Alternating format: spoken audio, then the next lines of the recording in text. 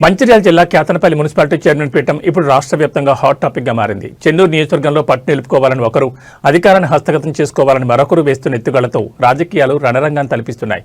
ముఖ్యంగా ఈ కుర్చీ కోసం ఏకంగా కోట్ల బేరసారాలు సాగుతున్నాయన్న వార్త ఇప్పుడు పొలిటికల్ సర్కిల్స్ లో ప్రకంపనలు సృష్టిస్తోంది. మంత్రి గడ్డం వివేక్ ఈ ఎన్నికను అత్యంత ప్రతిష్టాత్మకంగా తీసుకున్నట్లు సమాచారం. సంఖ్యాబలం లేకపోయినా ఎలాగైనా చైర్మన్ పీఠాన్ని దక్కించుకోవాలని ఆయన వ్యూహాలు రచిస్తున్నట్టు తెలుస్తోంది. చైర్మన్ పదవి దక్కాలంటే మరో 3 కౌన్సిలర్ల మద్దతు అవసరం.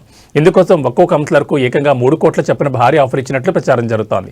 కౌన్సిలర్లు చిక్కకపోవడంతో వారి కుటుంబ సభ్యుల ద్వారా ఒత్తిడి తెచ్చే ప్రయత్నాలు కూడా ముమ్మరంగా సాగుతున్నట్లు సమాచారం. ప్రచార సమయంలో ఇరు వర్గాల మధ్య జరిగిన రాళ్ల దాడిలో ఓ కానిస్టేబుల్ తీవ్రంగా గాయపడ్డారు.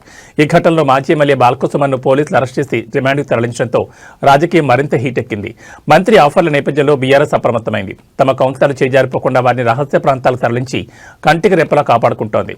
బలం లేకపోయినా బేరసారాలతో పీఠం దక్కించుకోవాలని మంత్రి చూస్తుంటే తమ కోటాను కాపాడుకోవాలని గులాబీదళం పోరాడుతోంది. మరి ఈ కోట్ల రాజకీయం ఎటు దారితీస్తుంది? కేతనపల్లి పీఠంపై ఎవరు కూర్చుంటారు అనేది ఇప్పుడు ఉత్కంఠ రేపుతోంది.